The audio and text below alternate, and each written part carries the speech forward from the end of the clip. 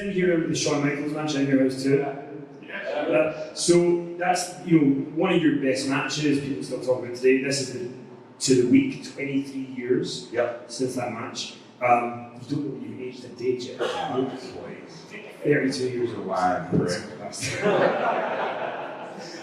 So we've touched on that. Everybody kind of knows the story. You left after that. You didn't agree with what was going on at the time. But my question now is more about. So that's July '95. You don't agree with where they're going. You voiced your concerns. They don't want to do it. You're going to go. But then 6 months later, you come back. Can you tell the story a little bit about going back, how it came about you were coming back, and what the kind of reception was to you after you walked out of this high-profile story? Yep. So that was July '95, July 23rd. Monday was the 23 years to the day. I saw it on Twitter. And Twitter never lies. So left, cooler heads began to prevail.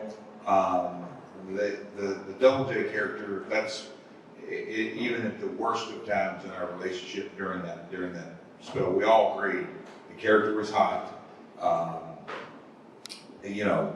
Just the whole dynamic of what we were doing was super red hot. And so how are we going to sort of figure that and just, this is, I don't even know if you know this, but when I signed to go up in October of '93 is when the contract was signed. So I signed a 3-year deal.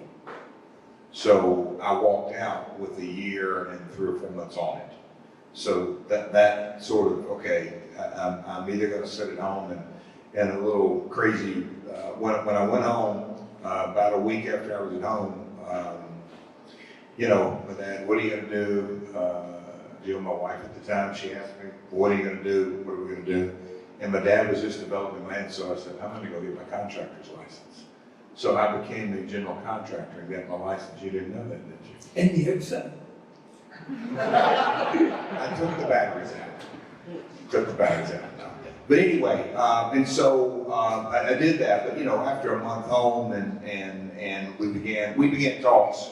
Can I ask one question just about that? Just very quickly to interject. So at that point in '95, because you talked a little bit there about how the whole Canadian era is finished, and at this point there's not the Monday Night Wars yet. It's not really.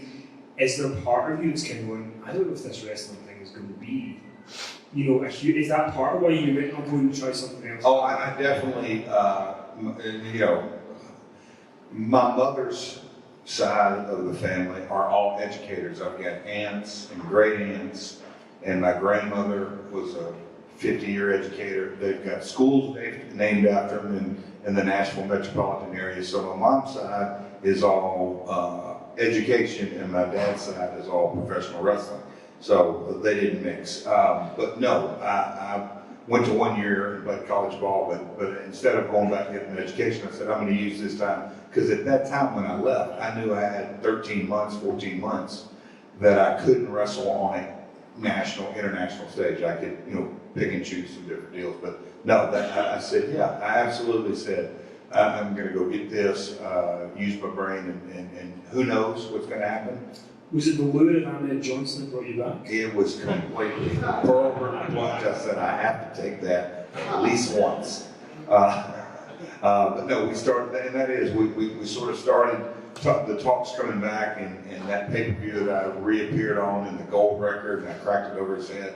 That was off to the races. That got off to the races. But there was, and I think Bruce documented, there was still an underbelly of, for lack of a better word, they trust or unsure of things where it's going, and I could tell that quickly. Do you think Vince was one of those people, or was he one of the proof ones that you coming back? I think Vince is no different then than he is today. If I'd make money off this guy, and he said it, and I used it in my businesses, if it's good for the WWF, it's good for the WWF. And I think that's how he viewed it.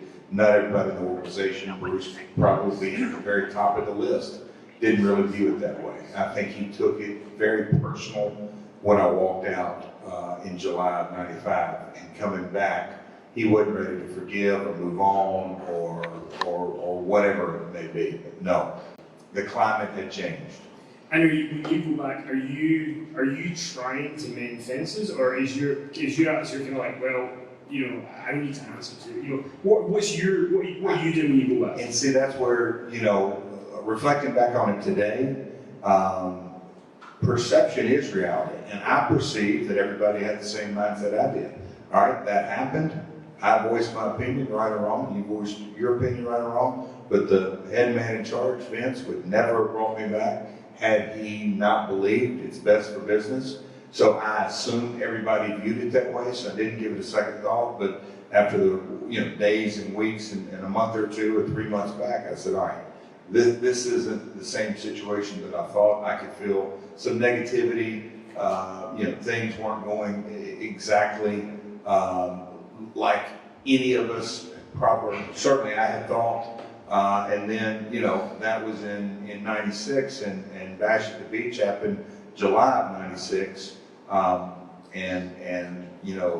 would say the buzz on the street, because there wasn't any social media, but just the anticipation. Nitro was without question the really, really up and coming product. It was really, Ted Turner, I'm going to write a check. They went head up to Raw the year before, and now Hogan turned heel and NWO. And I'm a fan before I was a wrestler or promoter, and anybody in here who saw Bash at the Beach and saw the heat and saw the stuff being thrown in the ring, you just don't manufacture that kind of stuff. You just don't. The table was set. The North invaded the South. The Yankees, Red Sox, whatever rivalry you want to say, you could just tell. I certainly could tell as a talent. I'd like to be a part of that. If they don't want me here, I want to be a part of that.